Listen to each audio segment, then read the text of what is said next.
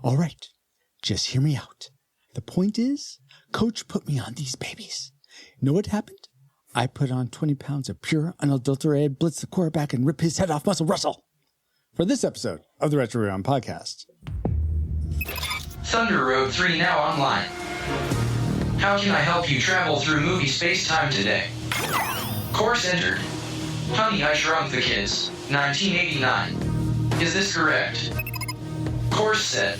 Rewinding in 3, 2, 1.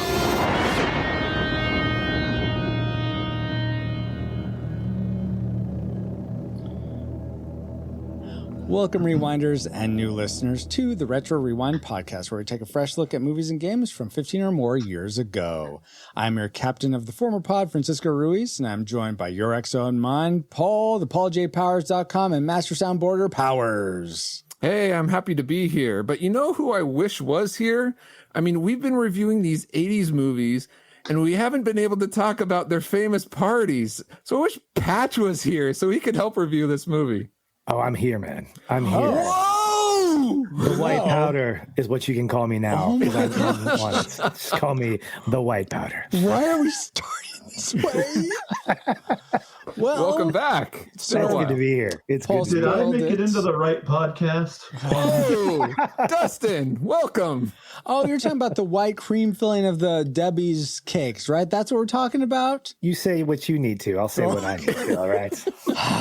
Well, we are glad to have aboard for this discussion of the film Honey, I Shrunk the Kids. First up, ship's clergy, Dustin Warford. Hey, Dustin, how are you doing?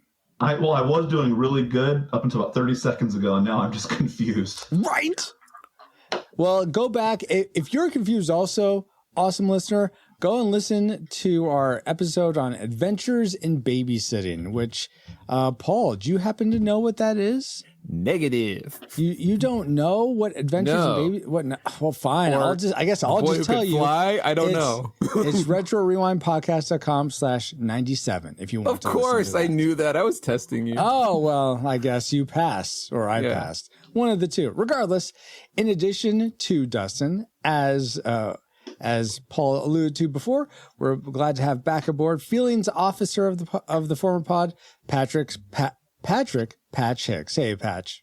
Hey, it's good to be back. Glad to be aboard. Awesome. Glad to have you back. And now that you have a quick flyby of who we are and where cocaine parties originated from, Paul, can you give us a quick overview of the production specs for Honey, I Shrunk the Kids?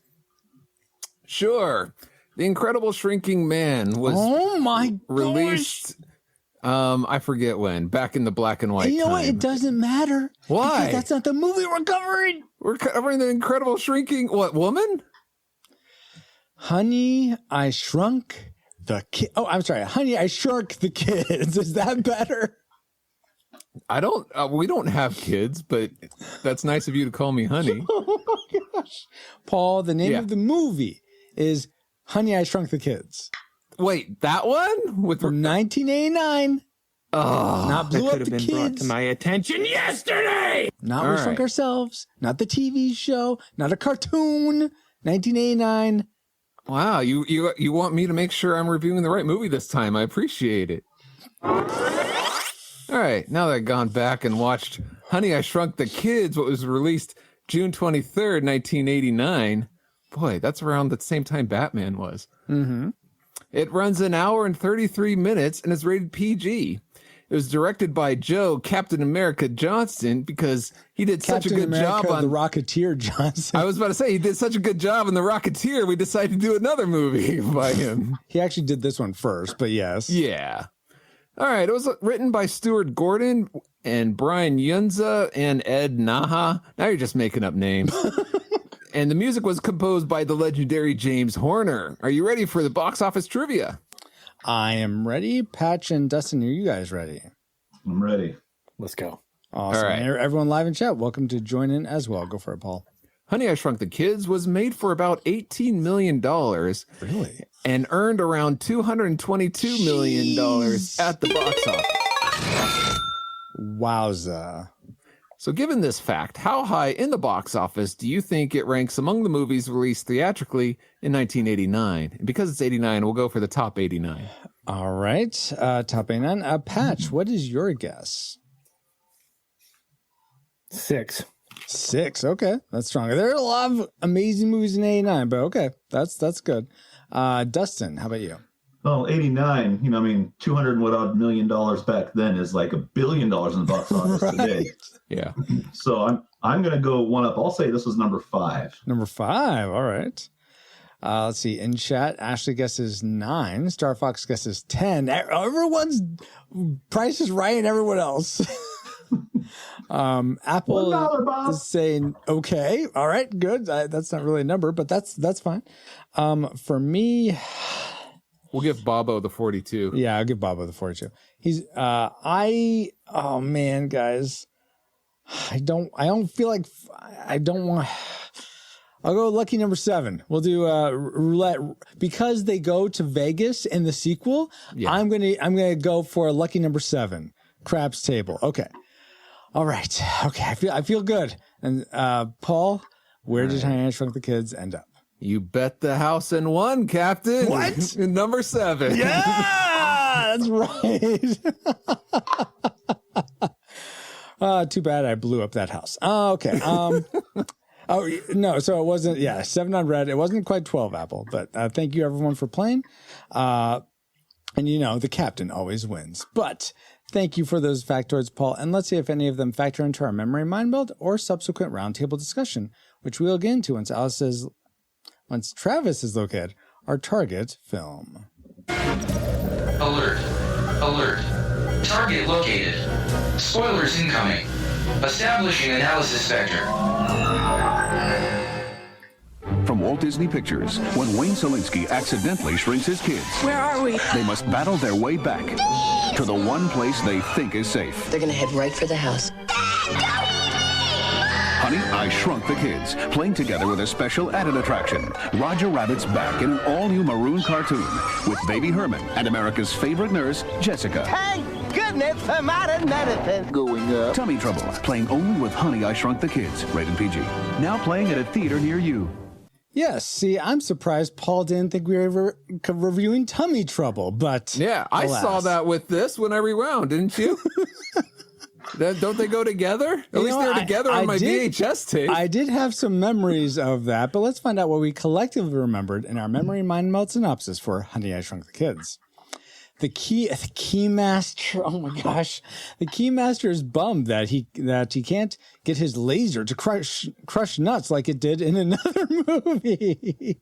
But baseball gets knocked into window, hitting the laser to make it shrink things. Kids get shrunk, taken out to the garbage, and have to make it back to the house through the wild backyard with epic sprinklers and remote-controlled lawnmower hazards.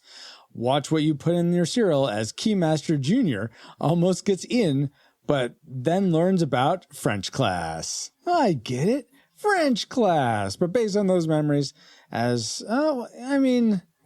of that was right, but I didn't get the cohesion that full synopsis would have. So I'd say that those memories were deceptive.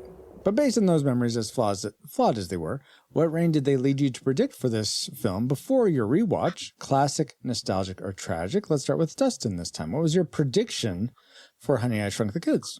All right, my prediction is classic. Before I watched it again, I thought it would be classic. Mm-hmm. I remember really loving this movie as a kid. I actually remembered, like, when you asked me, say, hey, you want to do Honey, I Shrunk the Kids? I got flooded with memories of this movie. And then when I rewatched it, I was like, oh, I remember this, that, the lines, even the bummer is when I streamed on Disney Plus, I didn't get the Roger Rabbit cartoon in the beginning, but I even remembered that. I was like, there's so many good things about this movie. Okay. So I was totally on board with this is going to be classic. Very cool. How about you, Patch?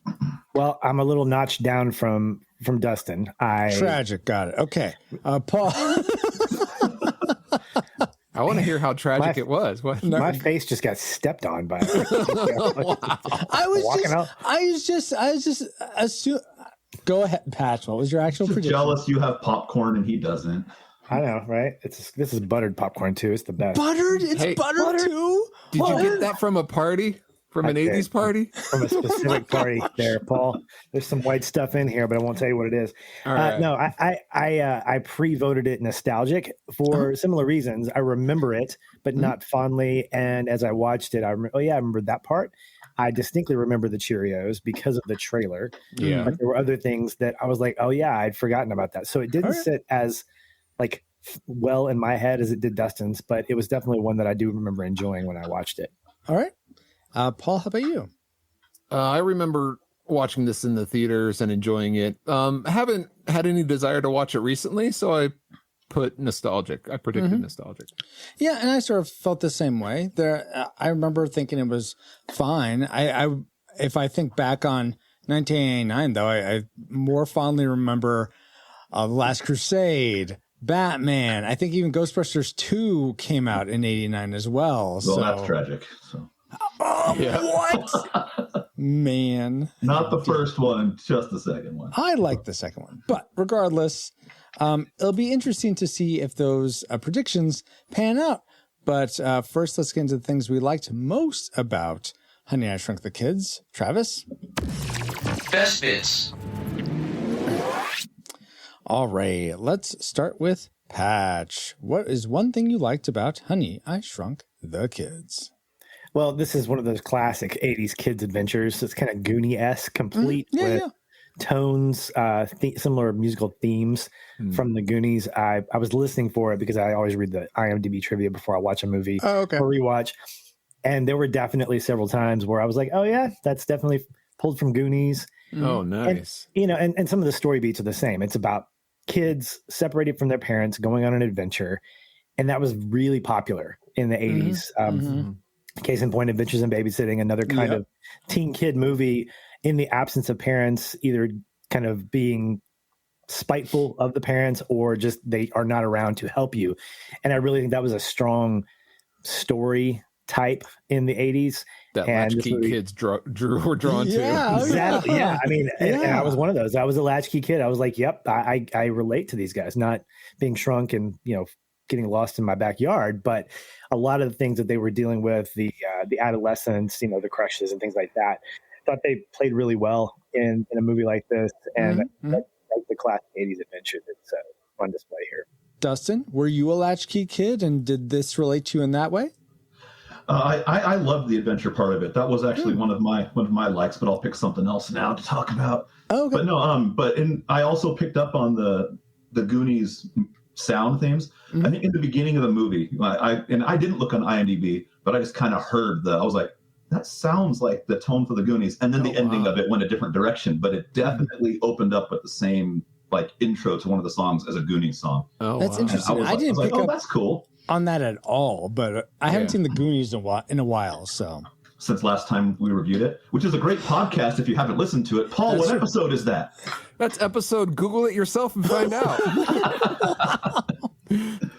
But something I did like about this movie, I actually really liked the pacing of this movie. I felt like there was no real dead time, all right, when's the next thing going to happen? It's just from the opening scene, you get the kids bantering with each other. And then it's, you see why the dad is quirky. There's marriage issues, jump to the neighbor's house, baseball through the window, they're shrunk. And it just moves. The whole movie just moves through. Absolutely. And I really liked that. Unlike modern movies, it's only an hour and a half long, which is so nice. Yeah. I was like, oh, wow, this is like a breeze. That was craziness. Yeah. And you touched on how fast it moves. And I think that doesn't... even though it moves quick, it's paced well, it doesn't sacrifice character growth. Like I loved seeing something that made my like was I love seeing how the kids start off with all this animosity toward each other between the siblings, between the two families, and that they really learn to work as a team and grow this fondness for each other. Like we got to work together. We're not going to survive this. And I appreciate that so much, seeing that. And that was something I really liked. Yeah. I thought it was a little unbelievable that the parents got along so well so quickly at the end. Yes, but the kids, but we spent more time with the kids, so that's understandable. Exactly. But I did like, now there's forgiveness involved, and I enjoyed that aspect. Yeah. What else did you enjoy, Paul? I really enjoyed. This is something that you don't often see. You see it here and there, like a few of the original Pink Panther movies had this, but it's the animated opening sequence with the titles that it's almost its own little short. I love that. It's very creative. I wish more movies did that. It's a fun little, I don't know. It's just fun. They kind of do it nowadays with some of these credits at the end where they try to do some of these, but it's not the same as these characters like running around the fonts and everything. So So I will say one thing about it. I seem to recall as I was watching this, I remember that this was one of those movies that Jared had corrupted, so we lost it. But I was able to recapture some of the memories of it. I remember not liking the intro originally when we covered this back in episode, I think it was 14. But I actually appreciated it a lot more this time. However, some of the fonts, if I was that person, I'd be upset because it just looks like squiggles. You can't read what it is. Like the coloring and the font choice was poor. You can't tell whose that is, what name that is. So as the one guy here not wearing glasses, I could read all the names. Okay, just saying, it was all good. I think the cartoon opening really set the tone for the movie from the get-go. Yeah. Okay. It really did. Yeah. I could see that. And I would put that in the same category as Christmas Vacation. Great cartoon opening. Yeah. Better Off Dead, another good 80s movie, another great good cartoon one. opening. Just it's a rare thing. And I was even thinking about this today, sort of unrelated to this, or last night. I'd seen that HBO Max, or Max as it's called now, recently added Willy Wonka and the Chocolate Factory, and that has one of the best opening title sequences because it just displays all this making of chocolate. And I think in general, my point being that opening titles, I think, are a lost art where you have cold opens for everything. Yeah. And instead of just bleeding into capturing the tone of something, Dustin, you make a great point that sometimes it makes more sense to just let the credits put you in there as opposed to dropping you right into the story. Sometimes it works.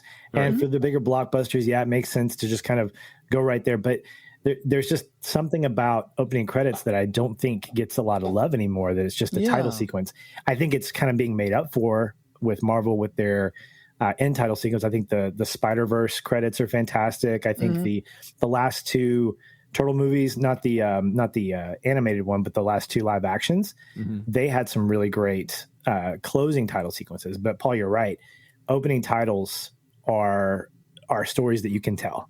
And Dustin, to your point, they set a tone. And this was a quirky movie that's going to have a lot of like backyard adventure, literal backyard adventure. It's not something that's trying to be any bigger than it is. Yeah. And ironically, everything is big in it. So was that your other like, Patch, just the opening titles, or was it something else?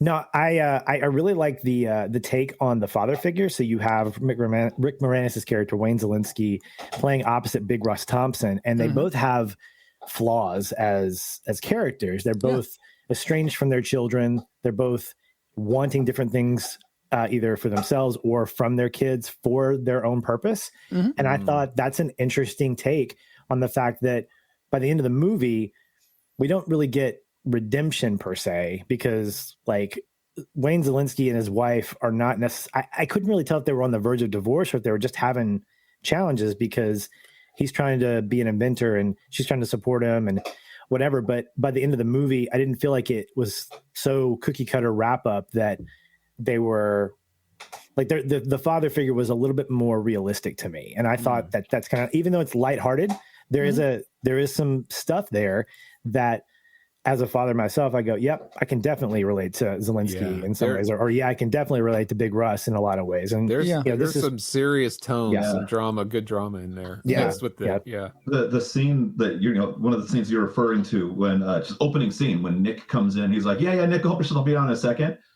The minute I watched that, I immediately thought, how many times have I done that to my own daughter? Texting from a different room. But no, just the whole one of my daughters comes in, Dad, can you do this? And I'm like, I'll just go home. I'll be on in a second. And then looking back at it, I mean, even in those moments going, I can stop this right now. I can go be dad for a minute. This is not that important compared to spending time with my kids. So yeah, I totally appreciate that point. I picked up on that too. Yeah. I'll have a little more to say about that later, but I can totally see what you guys are saying with that. Absolutely. Let's see, Paul, what's something you have to say now about something you liked? Something that I appreciate that I was not really expecting from this kind of movie. It's like an action adventure movie for kids.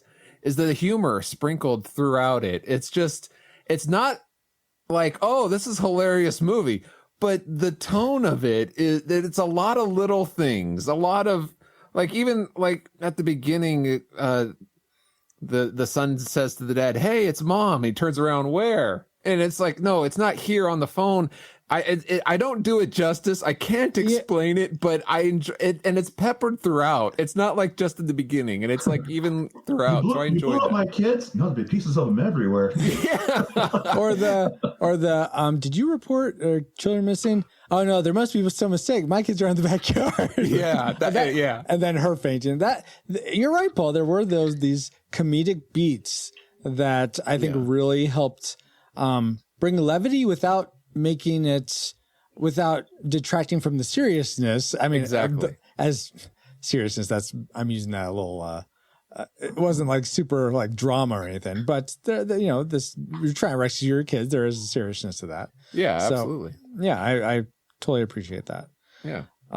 Dustin, let's go to you. What's something that you seriously liked? I loved the banter. Just all the kids bantering. I thought they coming from a huge family myself. I'm number 7 of 15 kids. Whoa. Yeah. So there is a lot of sibling banter that happens, and I think even though it was 2 kids and neighbors, the 4 of them together, they bantered like they were siblings. Yeah. And it's for me, it was just kind of laughing like, oh my gosh, we would totally do that to each other and poke at each other, make fun of each other. And I liked it. I really, really liked it. It felt real coming from them. Yeah. Absolutely. It felt, the way they delivered their lines, it felt natural. It just the way it just felt like, and I don't know how much of it was scripted versus how much of it was them genuinely just making fun of each other in the moment for whatever reason. But I liked it. I was totally bought in on, these are kids that just want to poke each other's buttons. I really liked it. I don't know if I liked it so much, but I'm glad you liked it. I did. I want harmony, but I mean, I like that they get to that point. So you have to show, to have an arc, you have to show where they're disharmonious. Otherwise, it's just like, it's boring. If you want harmony, you can go watch an episode of Barney or something, Francisco. I mean, come on. You're hilarious. Conflict and resolution. Conflict. I know. I'm not saying it's a bad thing. I just didn't like it at first, but it wasn't as bad. It didn't bother me to the point where it made my dislike list. So I'll say that. But something else that made my like list, and Dale had mentioned this a bit earlier, was the visuals in this movie. What was that? I said, who's Dale? You said Dale mentioned this. Yeah, Dale in chat. In the chat. Okay. Yeah. So people listening along, you're not missing anything. Yes. He mentioned that he really liked the visuals. I think I'm remembering that right, Dale. And I thought there were some exceptions, but on the whole, I was really impressed with how well, especially the scaling of seeing everything big around the kids. I think there's some physics issues where like wire drops, I think they wouldn't be able to escape from, and wire didn't work in the way it would if they were really that size. Other than that, I really appreciated just how everything looked like they were really shrunk down, and especially when it first happens and they're up in the attic and with the broom and all the parts flying off the machine. I'm like, wow, this is just so well done. The practical and even the cinematography, having the camera so low with such a wide field of view, wide angle. Yeah. I just thought that was really great to evoke that sense of like, you are super tiny. So I just really appreciate that. And just to cap it off, the puppeteering on Auntie, I thought was so good. Not so much the stop motion, which I'll talk to later. But, okay. But the puppeteering for Auntie, I just enjoyed so much. So That is something else I liked. Now, though, let's get to the things we loved the most about Honey, I Shrunk the Kids. And let's go to Patch. What's your classic maker, Patch? Inventions. I love the inventions in this movie from start to finish. So I am a huge fan of Back to the Future, and one of the thousands of reasons of why I am is that opening sequence with all the clocks and the Rube Goldberg device where it's all kind of everything's connected. Yeah. And I love movies that show off the practicality of inventions, not just for invention's sake, but when you have a lawnmower and the way that Wayne has to finagle this contraption to float above his yard. Yeah. But even the stuff in the kitchen that is sort of rudimentary automation. I love stuff like that because it takes some kind of thought from a filmmaking standpoint to say, okay, look, we want to make sure this looks good, but we want to make sure it doesn't look too good. So it's kind of like I was watching a movie called Sing Street, and it takes place in the 80s. And you and your Sing Street. You know what? I spent 2.5 hours last night talking to a fellow lover of that movie, all recorded, and it's a great movie. And I'll fight Scott Pilgrim versus the world, but all right.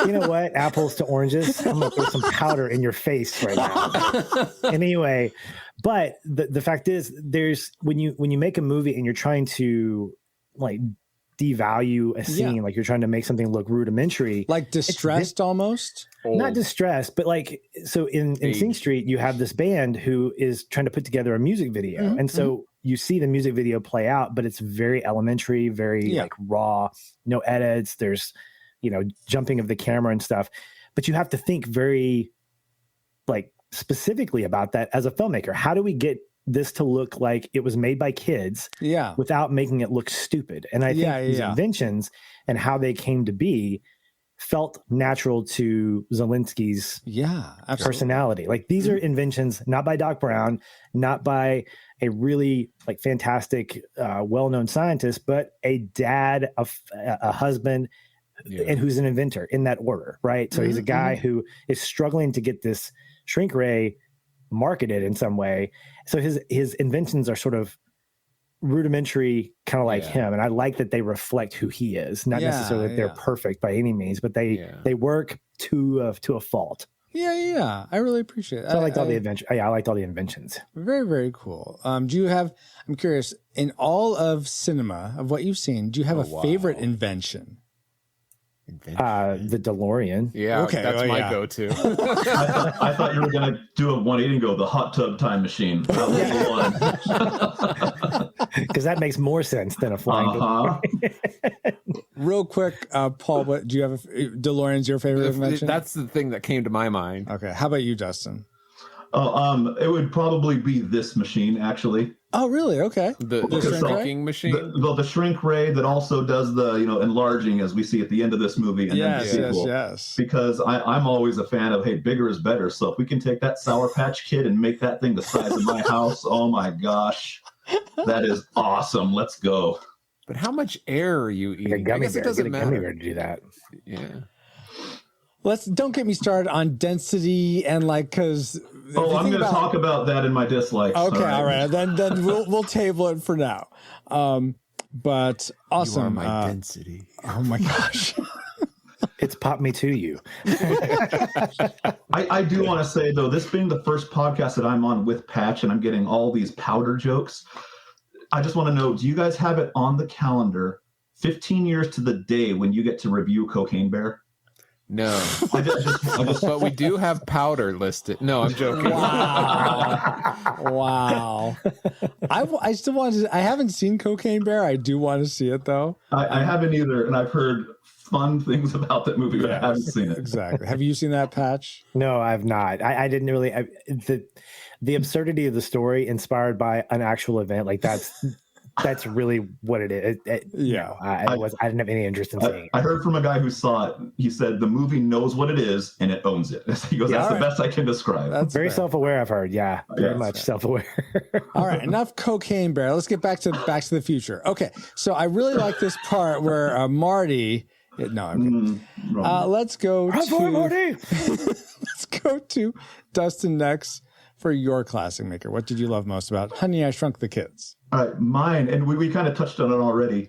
I loved how they really did the special effects, the kids being small, the props being big, sliding down the blade of grass into the garden, the rocks, the pollen. I loved it. I was like, this for a movie that used some CGI, and in certain scenes that you could clearly tell, wow, that's CGI. But then again, the year it was made has to come into account. I thought practical effects were awesome in this movie. I really enjoyed it. Absolutely. Just the screws falling, the machine falling apart. I did notice different things, like, okay, if the sprinklers were going as fast as they are in real time, it wouldn't be a boom, boom of water drops. No, when you're small, it slows down. Everything slows down. Yeah. But I really liked being pulled into the environment of feeling like you're shrunk. They're small kids, so I thought they did a good job with it. Awesome. Well, part of them being shrunk sort of leads to my classic maker, and that's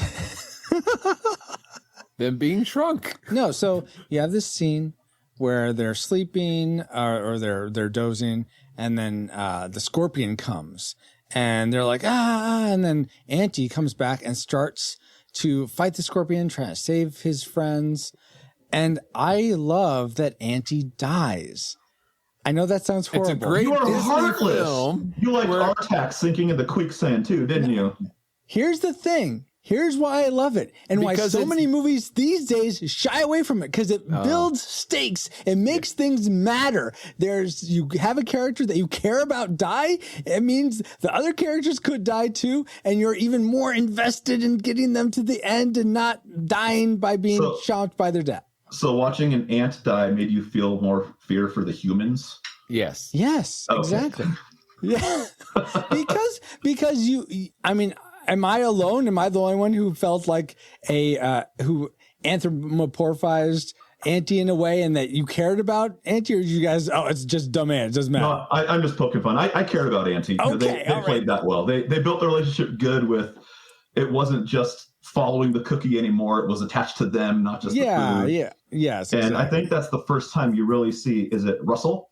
You see that side of Russell. Yes. Because he's totally the bully or the boss. You're a twerp, you're a nerd, I hate you, this life, my dad, blah, blah. And then he breaks down for... That's not Russell, that's Ron. Ronald. Oh, that is Ron. Yeah. Sorry. Yeah. The younger brother you're talking about. Right? Yeah, sorry. Russell's the older brother. Yeah, exactly. But the younger brother, you see that emotional side of him come out through this adventure, and especially with the ant. Yeah, exactly. So that was my classic maker, is that they actually, allowed a character that you cared about to die to raise the stakes for all the other characters. What made Disney great, right?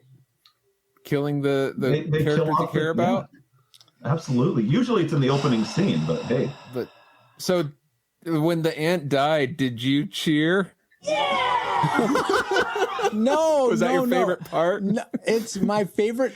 Emotionally, it's my favorite part. It's not I'm not glad it happened, but I know why it happened, and it made the movie all the more suspenseful. So you're glad it happened.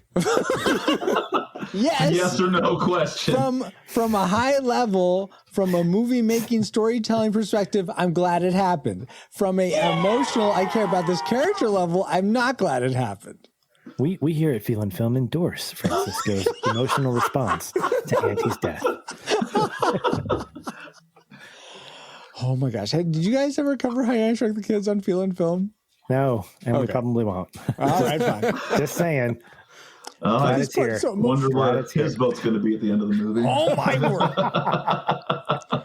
Anyway, I think that leaves Paul. What was your classic maker for How I Shrunk the Kids? So Patch touched on this, and Dustin flat out said it, and that's basically the pacing of this. I enjoyed. It's not just the pacing, but the number of perilous sequences paced throughout it was and perilous, not perilous, if that makes sense. Perilous, Moments of great peril. So you have the flight with the bumblebees, the water drops, the scorpions, the lawnmower, getting eaten by a big Cheerio. I mean, it just goes boom, boom, boom through all these, and they're all and they all do a good job of keeping your attention and like oh, this makes it part of the fun adventure. So I guess it kind of reminded me of like Indiana Jones and the Raiders of the Lost Ark has those different sequences that are evenly paced. So it reminded me of that. Mm-hmm. Yeah, absolutely. Okay, so just sort of the pacing, but also the sort of set pieces and okay, that's really awesome. Okay, well, very cool, guys. You know what? So there's things we liked, but unfortunately, there's also things we probably didn't like about Honey, I Shrunk the Kids. So let's get. Oh, whoops! Hey, sorry. sorry, Big Russ Thompson. There's one more thing I liked that I totally forgot about, and that's playing games with strangers. Playing Games with Strangers is a family-friendly actual play podcast where indie voice actors get together and play tabletop role-playing games. You can listen to the adventure unfold as they roll dice, slay monsters, and have fun, all at playinggameswithstrangers.com. That's great, Francisco, but were these kids playing games with each other because they were strangers? Why is that a like for this movie? Well, they were fighting like the monster scorpion, and you fight monsters in like tabletop role-playing games, so it's kind of the same. But what does that have to do with this movie? What does this movie have to do with that? I have some trivia that has to do with this movie. How about that? Yes, that would be much better. All right. Did you all realize that Matt Furrer, I can never say his name right, Matt Furrer, who plays Big Russ Thompson, says in the movie he was captain of the football team in high school. And Matt himself, Matt Furrer, was actually the quarterback in real life of his high school team. Yeah. So my question to you all is, did you play any sports growing up? And were you the captain of any of those sports teams? So let's begin with Paul. No. I hate sports ball. No, I played soccer at 5, and then I played baseball for a couple of years in elementary, but I was never the captain. I've always been the Andy Richter to the Conan. Thanks for bringing that up. He has .com in his name, and you're asking if he was the athlete? Yeah. Good point. It's possible. I guess I'm the captain of my own .com. How about that? Oh my gosh. Dustin, how about you? Yes, I played lots of sports growing up. The main two that I played and excelled at, I played baseball through high school and I played football through high school. Okay, and, cool. And yes, I was the captain on the teams. Really? Oh, wow. You were allowed to do that? But the sports, different seasons, so I was never playing at the same time. Yeah, but that means that you have like 2 jackets or something. I'm kind of a big deal. All right. All right. Fair enough. So I did baseball. I played catcher and I was captain of the team. And then football, I was offensive and defensive lineman. But I made the all-star squad and was captain of the team as well. And then, it was a lot of fun. I loved sports. Big part of my life growing up. I didn't realize we had awesome. Mr. USA here. Good job. And Patch, how about you? Not a captain, but I did team sports through elementary school, and then I really switched over to singular, like independent sports, like tennis and martial arts and things like that as a teenager. So, yeah, sweet. My son plays soccer. He's not a captain, but sometimes he feels like he is because he knows a lot of soccer stuff. But we try to have to scale him back. Say, hey, listen, the other 8 players on your team, they know stuff too. So, cool. Bring it back, son. Exactly. 10.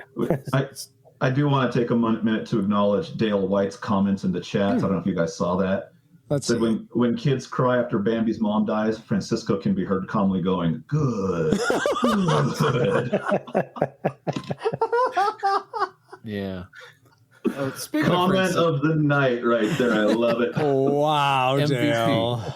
Dale. Francisco, how about you? Were you ever in sports, and were you a captain? Or no, I was never I'm a captain of the sport of podcasting right here. Oh, is that why you decided to go into podcasting and be a captain there? No, so I did almost played some t-ball or some baseball in elementary school, but that didn't happen. And never really did much sports except for wherever we played in PE. So a little bit of tennis, a little bit of baseball, a little bit of basketball, that type of stuff. Get hit with the dodgeball. Yeah. Exactly. I always wished it was like, I was always so thankful when it was dodgeball day because I love playing dodgeball, but it didn't happen as often as I would like. Yeah. Well, great trivia, Francisco. Thank you, Paul. Maybe we'll cover dodgeball a different day. But for now, that we've all had some trivial fun, let's find out what memories you, our awesome rewinders, had about dodgeball. I mean, Honey, I Shrunk the Kids. Wardale White says he loves when Ben Stiller goes, tss, tss, tss. No, I remember, Wardale White says, I remember having a big time watching Barney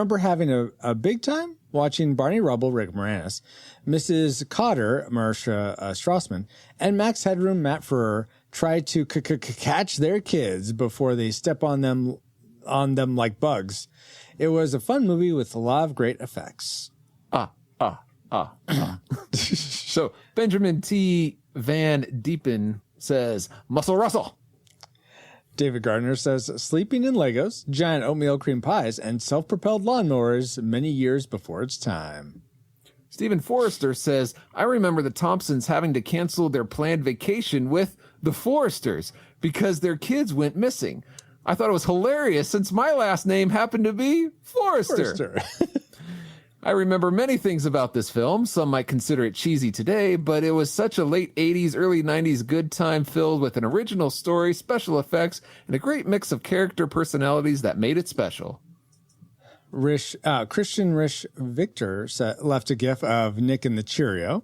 Yeah. That's forever burned in your memory. Indeed. Kevin Joshua Burnham says, is this the first time something like this has been done? No. It is. Is it truly ahead of its time? Nah. Honey, I Shrunk the Kids isn't as original as someone filled with nostalgia may say. It is, however, enjoyable at times with a fun title to say. Fairly decent for a family watch. Oh, speaking of fun title, do you know the original name of this movie? Teeny Weenies, I believe. Yeah. Little fun fact. Another one was Grounded, which I thought was actually, I really like that. But that's the name of a game that's based on. Yeah, I was about to say. That's a game really? now. The game is out that's based on this. Yeah. Oh, okay, cool.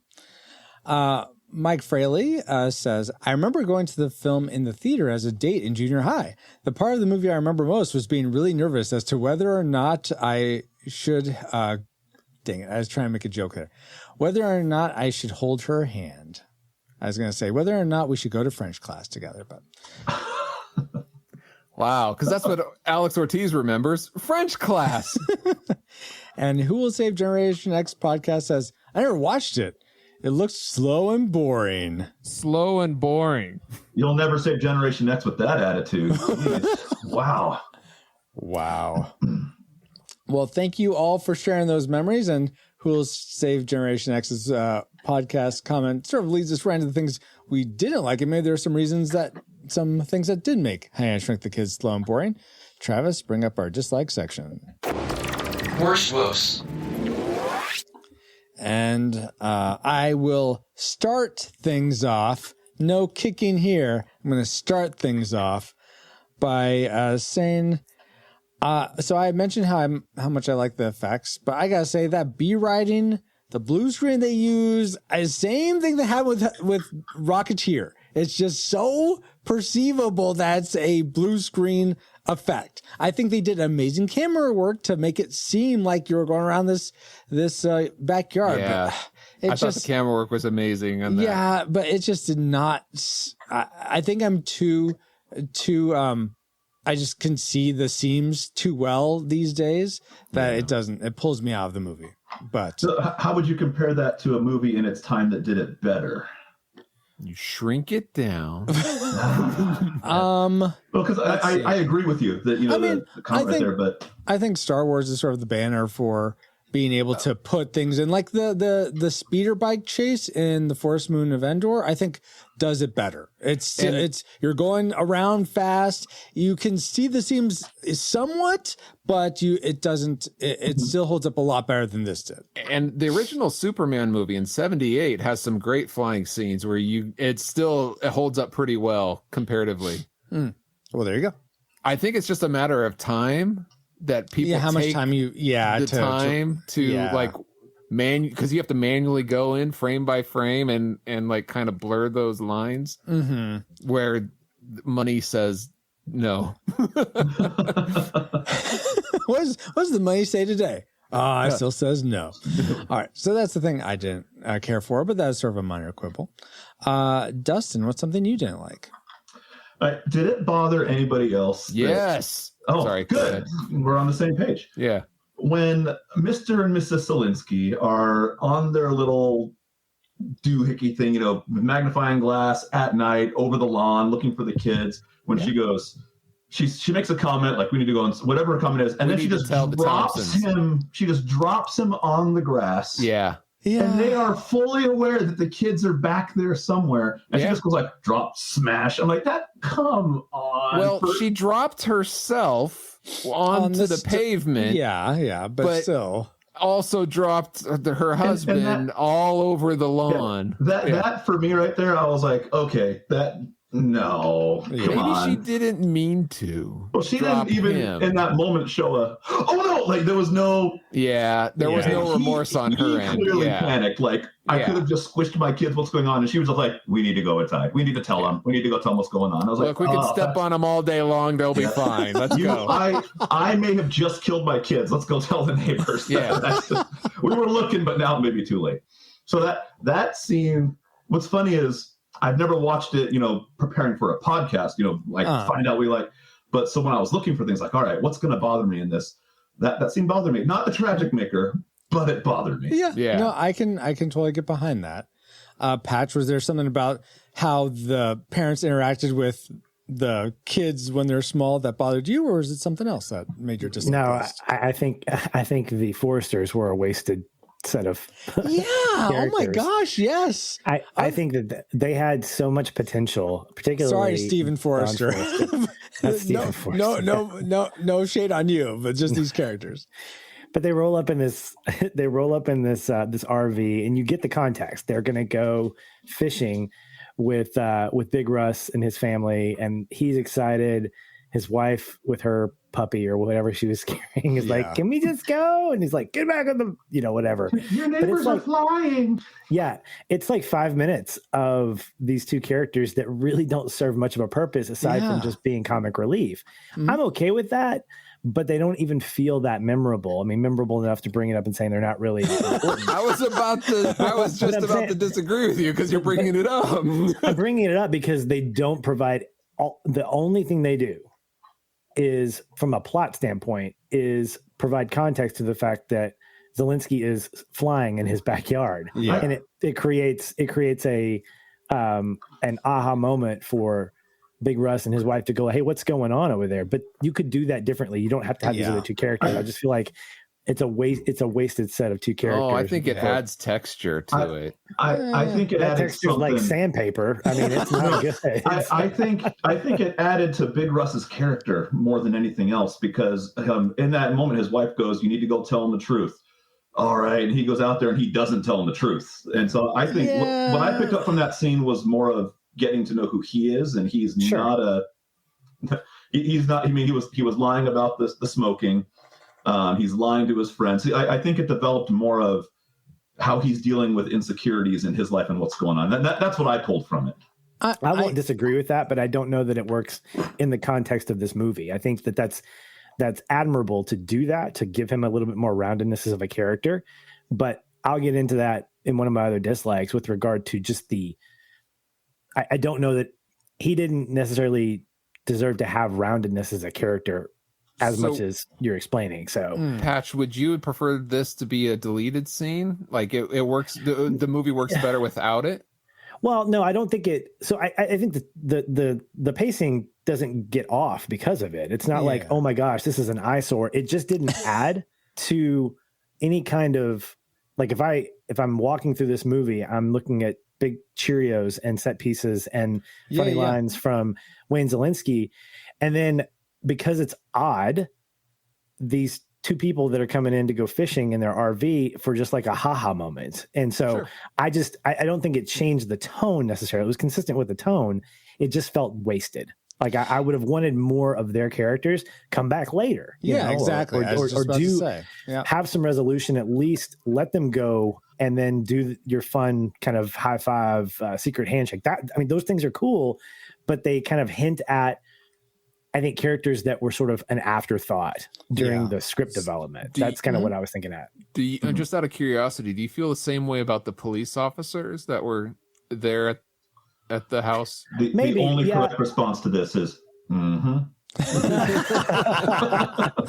Well, so I would say yes, because I think what the movie is successful at, maybe without trying to do so, is it keeps it at home. It keeps it between families. You don't have to have, it's not a neighborhood watch type thing. Yes, it's a crisis. Your kids are small and stuck in your backyard and you don't want to kill them. At the same time, this is homegrown. This is family. This is like, let's keep it between these two families because that's who it's about. It's different from a movie like Goonies where they're going on the adventure and the adventure is past the Goondocks. It's all over Astoria or in this other place. So it makes sense that they travel a little bit. This is a backyard story. Yeah. And to have police officers, again, it wasn't bad, but it wasn't something like, I just feel like tertiary characters that come in, like the police officer and like this couple, just don't add to what we're already getting, is what I'm getting at. I think it would have been, here's my Francisco's Fabulous fan fiction. Here it comes. For how to better use these characters, I think in a fun way. You find so the laser starts going haywire again, shoots out the window, and as they're driving away, it shrinks the Forrester's RV down, and they're all tiny, and then they're just shrunk for the rest of their lives, try to figure out a way where they should go. Oh, well, we're stuck like this now. So what adventures can we go on just as this in the shrunk down RV? I think that would have been sort of clever, or they are able to find them later and bring them back up. But I think that would have been fun if even they got shrunk first and then you kept coming back to them as sort of like a little like aside. Oh, what are they doing now? Oh, what zaniness is going on over here? I think that would have been more an interesting use of their characters. It may not have worked, but I think that would have been a little funner to have that happen. Right. Oh, right. See, I agree with that. All right. See, I disagree. That adds runtime to I'm writing movie. the time stamp of like, okay, that's when he said his fan fiction, because he usually does that every episode. I was just writing the time stamp. Right. Anyway, you just went from an 1.5-hour movie to a 2-hour and 10-minute movie, though. With that, no, it'd be like an hour 40, guys. You're not spending that much time. Give me my 9 minutes back. Paul, was there something about the timing of this film that you didn't like, or was it something? No, that was my classic maker. Don't ruin the timing. That's right. The little quibble I had, the scene that like Dustin was saying that is like, oh no, that's just wrong, or the one that pulled me out of the movie is Ronald Thompson, the younger brother, playing baseball in a small backyard, trying to swing and hit the ball. He's old enough to know better. Like, that ball is going to go flying several houses down. Now, it would make sense if he was mad and he just like swung at the ball because he was mad with his dad or something. Yeah. That would have been better rather than, all right, let's just take a swing and a miss. And I had that too. You know what? And that would have made sense if it's like always caring about my older brother or never seems to care about me. I think that would have made a lot of sense. Yeah. Good point. As the captain of the baseball team, let me say that was very poor judgment on his part. Yes. Absolutely. Patch, what was that was poor judgment on the part of the movie for you? So I'm gonna be the guy that gets the booze, and Paul, get your soundboard ready. The practical effects for me, okay, that's good too. I'll take that. The practical effects are okay, and I did see why when I was younger why the appeal was there. I mean, when a trailer shows a kid in a giant bowl of Cheerios, I'm like, I want to see that. Yeah. And I think Dale said earlier, like he loved the fact that you have this theme park feel to it. Yeah. The issue I have with it is that takes over everything else. Like when I think about Honey, I Shrunk the Kids, I don't think about the things that we're talking about here. I think about big sets and an attempt at practical effects. And sometimes it works, sometimes it doesn't. But when you have a set that is sort of constructed on a lot, like it's not on location, it feels very constructed. Even the neighborhood feels constructed. It doesn't feel as realistic. And again, I know I talked about this kind of a homegrown story. I feel like it was sort of cheaply made, and all the budget kind of went into the practical effects because they knew that's what was going to appeal to kids. And that's fine. It's really cool to be able to have those things, and it's really fun to watch them slide down a leaf and sleep in a Lego. I mean, those are like kind of wishful thinking, like, oh, if I were small, what would I do? And that's fine. It just, for me, I know that in 1987, 2 years before, you had a movie like Inner Space that took advantage of both digital and practical effects in a miniaturized environment. You had CG of the inside of a body, but you also had some practical effects showing like skin and the inside of an ear, and stuff was they were inside Martin Short's body. That was all real footage. Little baby chips, right? Exactly. Like little pod. And coincidentally, you had another great comedian in Rick Moranis, or not Rick Moranis, but Martin Short in that movie, also featuring Mark L. Taylor. He is one of the amigos, also featuring Mark Taylor, who played Don Forrester in this movie in a better role in this case, Inner Space. But I think that the overall effects worked as a when I say circus act, I don't mean it disrespectful. I just mean it's novelty. It's a novelty. Gotcha. Whereas you're watching them interact with toys and interact with the theme park. Like it's like watching someone play at Disneyland or something like that. After a while, it's like, okay, where's the rest of the story? Does it kind of make it more appealing? And for me, that's kind of when that out distances the story. That's when I have a little bit of an issue with it. They're great effects and they're lots of fun to watch, but it's really more of just kind of passive observation as opposed to really getting into, okay, how big is this adventure going to be? And it's only as big as the sets that you sort of put them on at that point. Gotcha. I mean, I can kind of see that. I still feel like the sets did a good job of immersion into this world of being shrunk in a backyard. But I'm curious, what? No, wait. Before you go on, okay. Did you said the sets did a good job of the immersion? Did it feel like it was shot on a set? I mean, because it did I to know me. They can't. You can't go somewhere grass where it simulates you being a quarter inch. I thought they were in the rainforest. All right, guys. A rainforest doesn't look like rainforest. this. The plastic rainforest of Disney. Oh my gosh! I thought they were in the Rainforest Cafe, actually. I was going to ask Patch though, what effect do you think was the worst, like the worst offender of what you're saying? And what do you think actually was pretty good? I liked the practical effects of Auntie. I thought that was great. The fact that, and I think that I'm kind of going to side with Francisco here. The bee, the flying of the bee, it felt a little.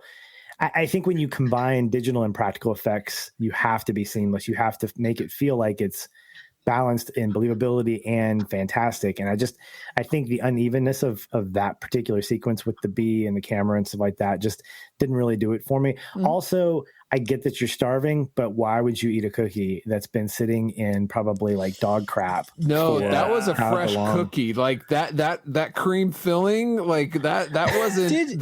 Did he drop a cookie like when he was talking with the lawnmower kid? That would have been believable. Like if I had seen him drop a cookie, I'm like, oh man, and then he has to go. Yeah, and how the dog didn't find it before they did. Preservatives that are in those oatmeal cream cookies, those things aren't getting moldy anyway. anytime soon, right? No, but that cream would have been hard, and so would have been the cookie crust. Yeah. I would have loved to have seen a giant Oreo. Now, if that's because I'm not a big oatmeal cream pie guy, I would love to have seen a giant Oreo. That would probably made that effect Nabisco wasn't the sponsor. Little Debbie was. I know. But come on. Then make it a Swiss cake roll or maybe a nutty bar. Those things would be looking great. Nutty bars. There we go. Dude, give me a giant nutty bar. I would sleep inside that wafer. All right, candy aside. Yeah. Let's go. I would use the machine to make that thing as big as the house next to the Sour Patch Kid, and that would be the best of both worlds. Hey, can you add a gummy bear to that? Because I really need a gummy bear to be really giant. Come on over. Let's go. Dustin, I get it. You have a sweet tooth, but what was the sour thing about Honey, I Shrunk the Kids for you? Not the most sour. I know, not the most sour, Paul. I misspoke. Just a sour thing. Okay, a sour thing for me. What's funny is I was actually I messaged this to, I don't know if it was both of you or just Paul earlier before the podcast about the proportional size of the ant and the scorpion.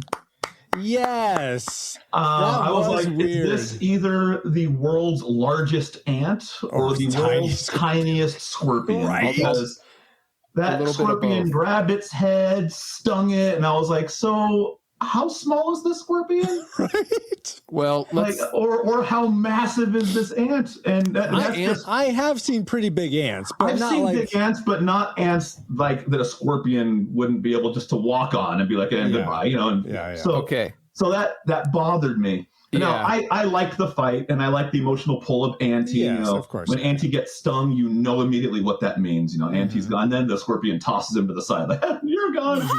But exactly. But it's all. I remember that even bothering me as a kid. That was something I picked up on as a kid. Oh, sure. How little is that scorpion, or vice versa? So that bothered me, and yeah, and then there's a few other things throughout the movie that you would go, would that really be that big? You know, trying to compare this item turned out to be this big compared to the kids. This was this big. I was like, all right, there was definitely not a system for, we have to scale things down to this size to make it consistent across the board. They didn't do that. Yeah, that's fair. It didn't have, and I think this goes back to a budget. It really seemed like for 18 million, they were trying to do this on the cheap. They didn't have the investment of time. Like if you look at the Lord of the Rings, if you ever watch the behind the scenes of that, they do so much effort to make everything like for the Hobbit size to be the right scale for all the things. So it all looks cohesive. But regardless, let's go to Patch next. Let's go to me because that's also my next dislike. Right. Yeah, they do a lot of setup at the beginning, make it scientific, where little Nicky is calculating their size. They're a quarter of an inch big. It takes this long. It sounds like they put a lot of effort in. So quarter of an inch size, an ant is not that big. That is huge. No matter where you are. If you're in the Amazon, you're not going to find ants that big in comparison. Yes. Quarter of an inch? How they big do you think are a quarter of an inch. That ant would be like 4 inches big compared to them. Oh! I thought you were saying ants aren't that big. I'm like, they aren't that big. They are not 4 inches big. A quarter of an inch big is what I thought you meant. Oh, they would be the size of them or smaller. Okay. Yes. Or maybe a little bit bigger, but So the whole. Yeah, I agree with Dustin. That really caught me off. Now you guys got me curious. I'm gonna look up and see what is the smallest and largest ant. But the world's smallest scorpion is all on this movie, documented. What is your dislike for you? Okay, so according to Google, the Dinopanera, which is an ant, is either 1 to 6 inches in length. 6 inches? Yeah. Wow. A 6-inch ant? That's what, according to what. Try having those invade your kitchen. Yeah. That's huge. That is monstrous. I hope that's wrong. 6-inch ants versus murder hornets. That movie's got to come out soon. Right? Yes. Yeah. Make that Hollywood. And what's the smallest ant, Paul? No, you want the smallest scorpion. Well, sure. I was trying to see where it would be for how likely the kids would be in comparison size. Well, they could, yeah. Okay, while you're doing that, I'm going to give one more thing I didn't like about this film. And before we get to millimeters. Tragic Maker, that's pretty tiny. Yeah. Ants have been known to carry off Indiana Jones' enemies into. That's true. Killing them too. How many inches is 12 millimeters? It's not any inches. That's like 1 centimeter almost. So that's like. It's a half an inch. Okay. All right. We are now in the science channel of the podcast. Yeah. So please bring your brains. This section is titled Slow and Boring.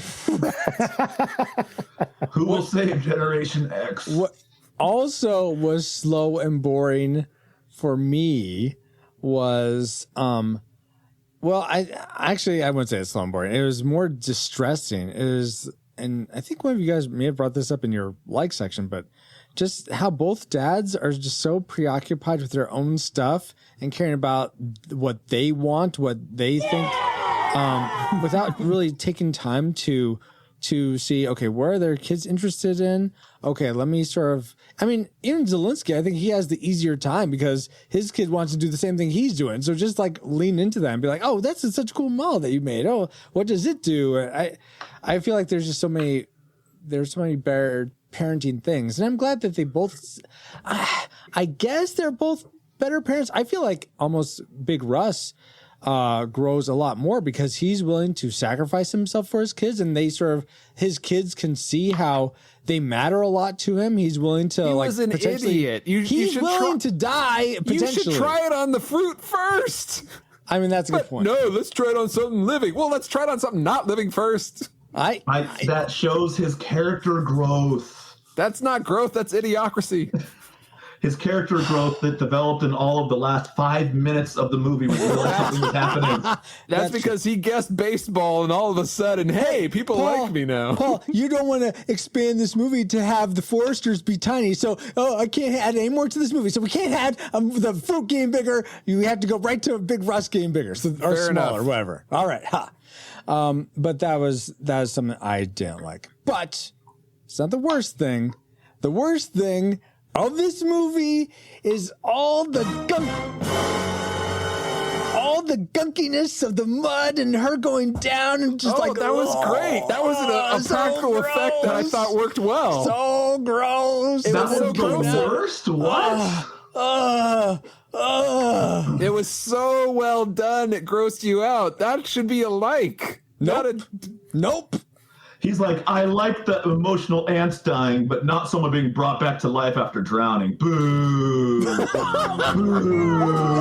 Not what I'm talking about. Just the gross mud. Just I just imagine pee and poop in that, and you're just like, it's covered in it. Ugh, it's too much for me. Yeah, never watch a Ninja Turtles movie and think scientifically. In the sewers, we're talking Yeah. about Paul. Fine. They don't show it to me though. No. Yeah, it could be there, but they don't show it to me. That's why I said, and think scientifically. You got to turn your brain So I off. know that's I'm sure to a lot of people that are like rolling their eyes at that, but to me, I thought it was well done. good for you, Paul. What didn't you think was well done though? The Basically, most what you guys unwell were done. talking about, the worst thing about this movie to me were the effects. Okay, you and Patch can hate the effects. The blue screen. Even you guys had a problem with the bee. I didn't mind the bee. I minded the claymation kids on him. Like, Yeah, well, I minded the claymation ant and scorpion more, but all right. yeah. Some of you asked before what was something that they did well and what didn't. I thought the Lego was done really well. I thought the cookie was done really well. Something that wasn't done really well was like a lot of the practical effects I thought were cool, but a lot of them weren't. Like you're supposed to turn your brain off and say, okay, yeah, that's a broom. Okay, those big long things are not going to be what straw looks like. Okay, yeah, that's grass. I can see that's grass, but that is not God-made grass. That is man-made grass. Like, if it was an artificial lawn, then I could believe that was their grass. But it's a lot of the practical effects you just kind of have to turn your brain off for. All right, I guess. And the special effects. Yeah. Okay, so you didn't like the effects. Patch also didn't like the effects. But Patch, that wasn't your tragic maker. What actually was your tragic maker for this film? Well, I think for me, it comes down to when you have a story, when you have the kind of beats and the kind of themes that live in this. I brought up Goonies a couple of times. Mm-hmm. There's a way to be what I consider successful and have a classic movie on your hands, and that's where I think this one fails. So I think when you look at movies, when you look at movies in the 80s in particular, you have a Goonies that really stands the test of time. I introduced my kid to it. It's one that has, it's not just actors that have gotten like more famous as a result of, other movies that, you got Sean Astin and you got just a whole cast of people. When I look back on a movie like this, Rick Moranis stands out because I really liked him as an actor back in the 80s. He's fantastic in Ghostbusters, a great comedian. And I respect the fact that he walked away when his wife passed away to be a full-time dad. Absolutely. Hasn't really come back. I think he's done some voice work here and there. But you look at the rest of the cast and nobody really stands out as like, wow, those were memorable performances apart from it being just what I would consider a canned movie, like a story like, hey, let's take these beats, let's add some flair to them, some special effects, and now we get Honey, I Shrunk the Kids. It doesn't make it bad, and it's enjoyable. It's just not one of those movies that I go back and I think, man, I definitely want to rewatch that. Yeah. I was talking to a friend of mine about the Police Academy movies. They're fun to watch, but they're very much kind of in a canister of a type of comedy that just would not be well received or would be as funny in 2023. So I guess that's my way of saying it doesn't hold up. It does hold up, and it's worth seeing at least once. So I'm kind of, tipping my hand to what I'm going to call Stop telegraphing. Sorry. He telegraphed 5 minutes into the podcast. Oh my God. I really did. And I have no problem saying that, but I like giving my explanation. But it's one worth enjoying. And I think that it has that potential, but I felt like either with the budget or with there were constraints there that sort of saw themselves take shape, where you had the potential for really good kind of rounding out of father figures, because I think we're all hitting on that. You had really good relationships with these kids that could have formed something pretty amazing, and they just didn't hit on those levels that a movie like Goonies does, where you have a runtime that's only about 15 minutes longer, but does something pretty incredible. Now, I think some of that has to do with a director like Steven Spielberg or a writer like Chris Columbus. I mean, that's a killer group of creators. Well, Richard Donner directed Goonies, but Spielberg produced it, and then Columbus wrote it. So I mean, you've got this same thing with Armageddon. I don't really like Michael Bay, but when you put Chris Columbus as the director or whoever, when you have a team of people that are doing what they are good at, you get movies like Armageddon. I think that's why a movie like Goonies, with the same kinds of story beats, works better for me because of the fact that you get the comedy, you get the character growth, you get the kids' adventure. This feels sort of like the B Squad of 80s kids adventures. Like I think of when I think of Scream, or I think of like I Know What You Did Last Summer with these really, famous 90s actors, then I think about Final Destination that feels like the understudies for all those actors. And let's put a scary movie together that obviously spawned like 4 or 5 sequels, but these are not them.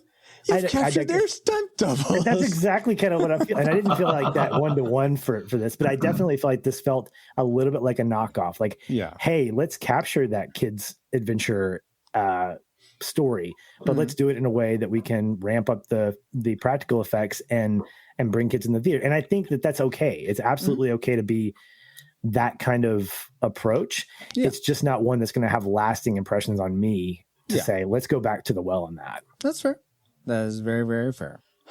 All right, Patch, that's totally fair. Now I'm going to hand it over to the man who loves Disney. So I'm sure there's no Tragic Maker to be had, right, Dustin? There's no Tragic Maker. Classic, perfect movie. Oh, 10 out of 10. No, I'm just kidding. Okay, so no, I do have a Tragic Maker. Oh, okay. Yeah. What was it? There's some scientific things that come out about this movie that kind of pull me out of it. Slow and boring. Wow. Slow and boring.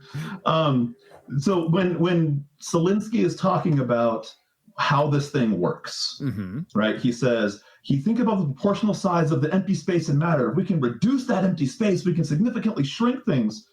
So when the kids shrunk, my mind went, so you're telling me that in the human body, the amount of empty space is exactly proportionate to the shirt, the shoes, the glasses, just everything that got shrunk.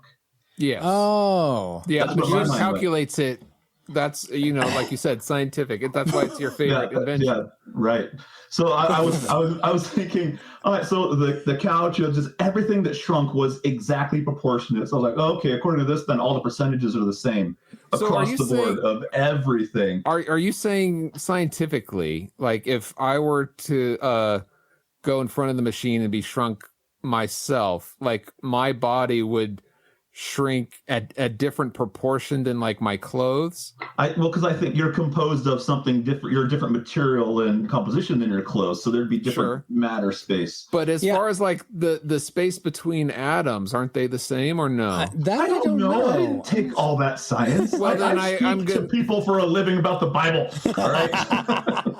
I think that's the space it takes away. I will add on to this, and you may have more to say, Justin, so I'll just, as an aside, Ant-Man was going through my head, and that whole shrinking thing, just because you take up less space doesn't mean your mass is any different. Ant-Man's so the worst at breaking that, though. Well, whatever, though, but all the kids would be like... Yeah, that tank should have been able to be on that keychain, right?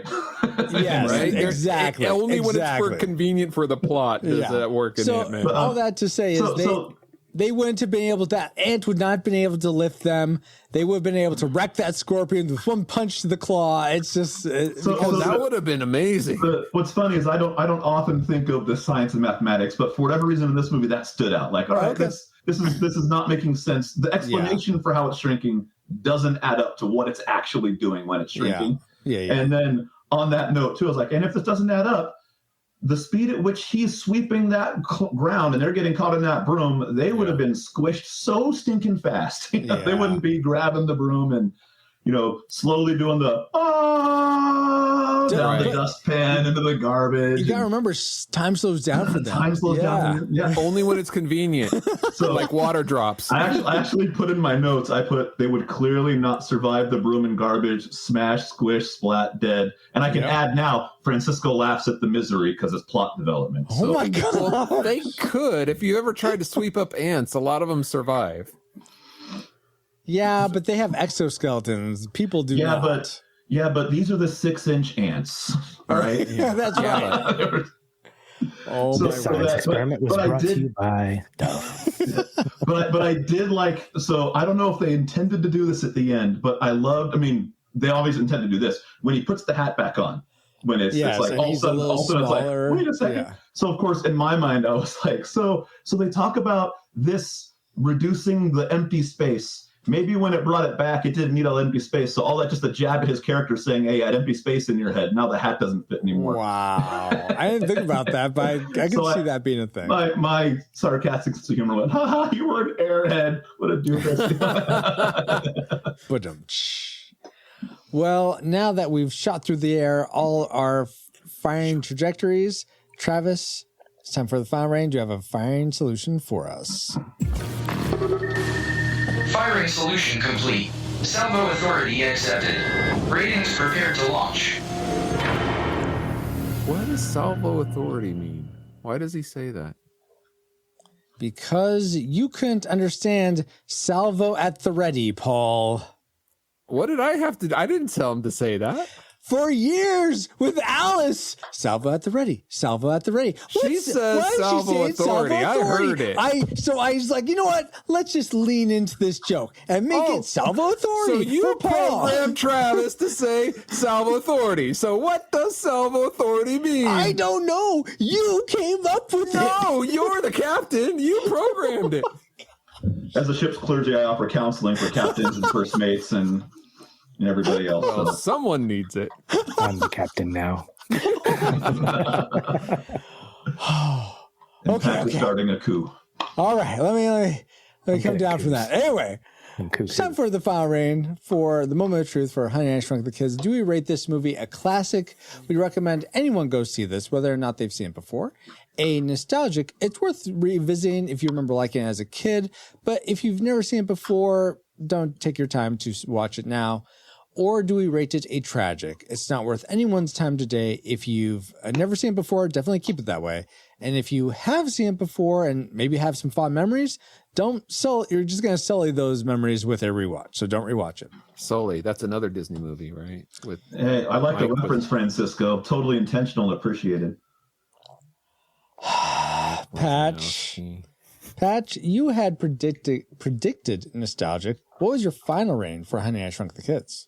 Well, let me just throw a quick shout out to Dale. He mentioned watch Toy Story, or it's not Toy Story, see, I'm like got Pixar, Disney on the brain. Toy Soldiers with Sean Astin, Louis Gossett Jr. Actually just rewatched this yesterday. It's a fantastic movie.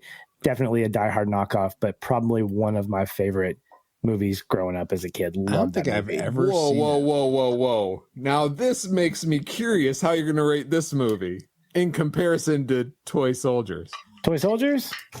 Oh, this is definitely nostalgic. Yeah, Honey, I Shrunk the Kids is definitely nostalgic for me. Okay, and Toy Soldiers is a classic for you?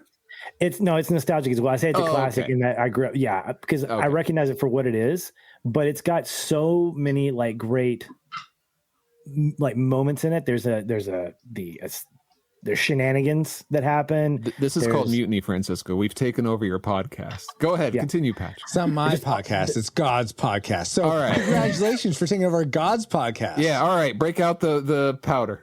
The Lord bless me. Anyway, no. So absolutely. So it's definitely nostalgic for me. I think I Shrunk the Kids. I mean, okay, and Toy Soldiers too. I am shocked. I am shocked by your rating. Yeah, you sound so shocked, Dustin. So shocked. Why don't you shock us with your rain? You're going to be... After a prediction of classic, what did it end up being for you? You will be so shocked with mine. I'm going to stick with classic. Oh, what? Oh, my gosh. My heart can't take the sudden change. I think of the podcasts I've done, I actually jump around quite a bit from prediction to what I do at the end. You can, yeah.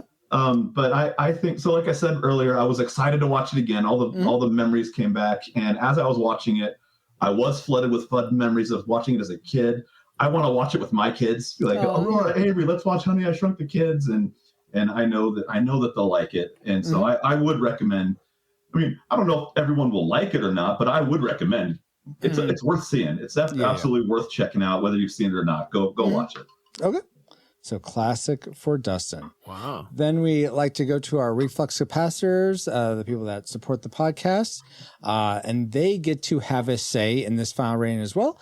And when I tally their votes together, they cumulatively rate Honey, I Shrunk the Kids a classic film. So now wise people supporting this podcast. That's right.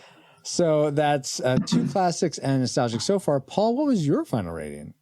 You had predicted nostalgic as well. Yeah, I predicted nostalgic, and I actually enjoyed the rewatch of this for a lot of the things that we said. But I wouldn't recommend it for everybody because of a lot of the things we said. So I'm going to stick with nostalgic rating. Okay, stick with nostalgic rating. All right, so comes down to it. The tiebreaker. It's made by Disney. It's tragic. Hey, stop stealing my thunder, Dustin. So I predicted nostalgic, and there were certainly some fun things to this movie. But if you're gonna say, does this have the Disney magic, whatever that means? I'd say it does, and it's still worth seeing again. And I really did enjoy this time. It is nice. I really like that Auntie died and how that raised the stakes for this whole thing. I know that sounds silly, but that made all the difference, I think. And I loved how these kids started. I love the growth of these kids. The parents, could have been better.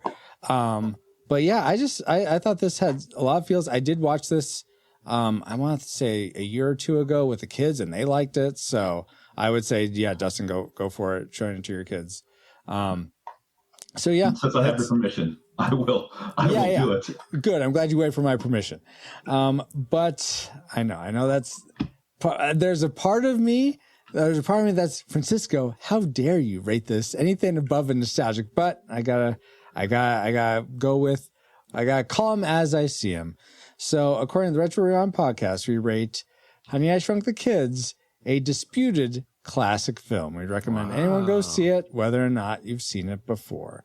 But now it's time to, we're going to hang out in 1989 for a little bit and share with everyone where we can all find me, Paul, Dustin, and Patch. Return to 20XX overridden. Comsats broadcasting while awaiting return coordinates.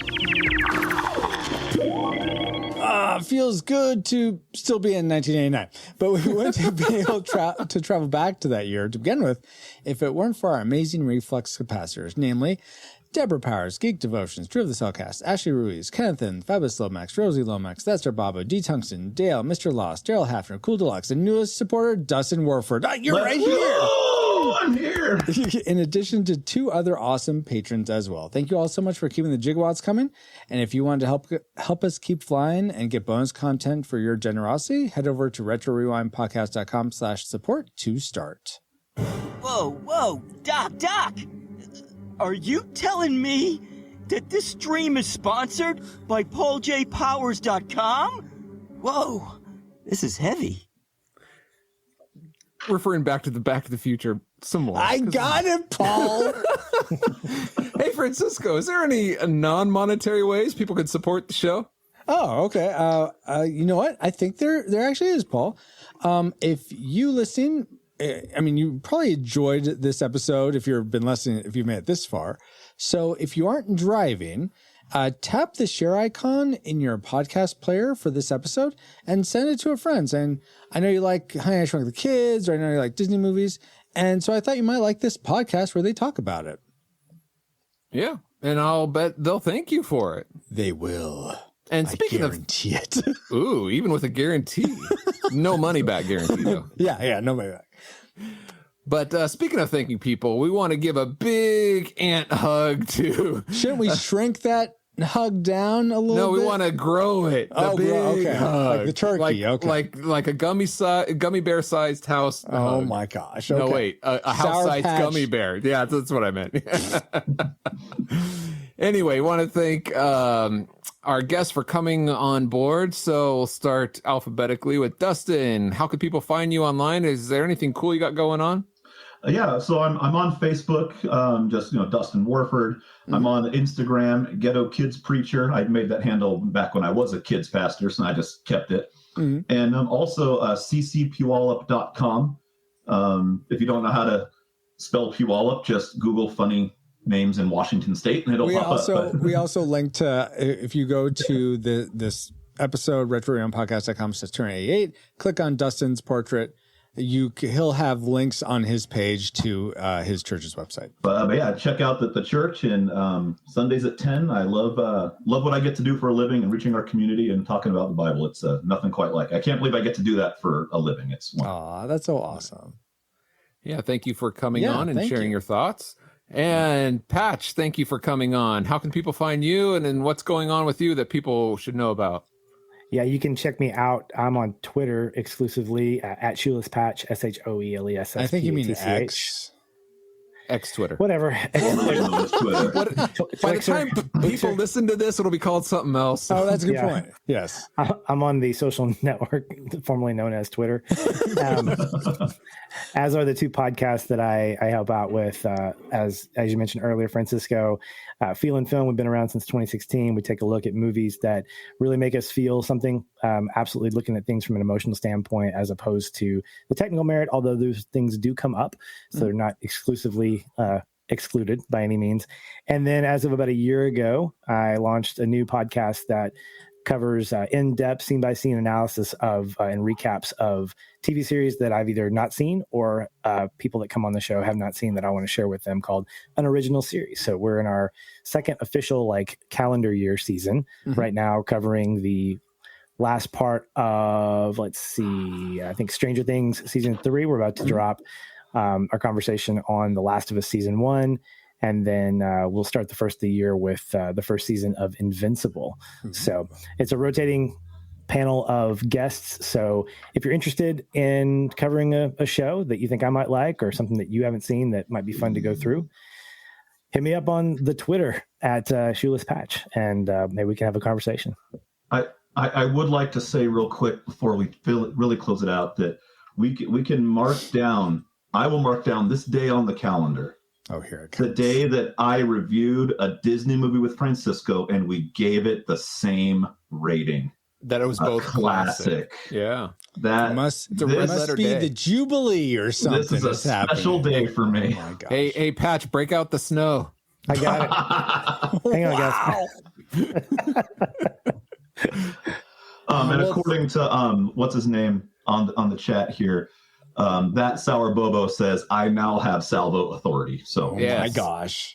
Well, I have the salvo authority to thank you, Dustin and Patch, so much for coming back on the show. Always awesome to talk about these movies with you guys. Yeah. Thank you so much. I'll give you a not shrunk down thank you to my good friend Paul and all you rewinders, new or old, for another fun voyage. You're welcome. And you can find me, pauljpowers.com, at pauljpowers.com. No, it's like it's in the name. And you can find me on our Discord for show announcements or just to say hi. Join us there at retrorewindpodcast.com/Discord. This podcast is a proud member of Culture Box, a curated collection of podcasts, videos, and articles that will provide you a balanced meal of content. You will find culture celebrated for its past and future, satirized for its extremes, explored in study, and created anew in story. Point your web browser to culturebox.media. Thank you, Nathan. I think that was Nathan. I can hear him clear over here. All right. Wow. And as Nathan just said, we are now part of Culture Box Media Network. Find all the shows unpacking truth through story, comedy, and geekery at culturebox.media. Thank you, EXO, and thank you all for listening. We pray you are more joyful today than when you first hit play. But like a Pokemon, we got to catch you all for our next episode. You can find out what that is probably by either waiting a few weeks or listening to our ship's logs, which you can catch up on at retrorewindpodcast.com/story. But until then, catch you later. Rewinders of the Lost Pod mission complete. Review audio ship's logs for more details.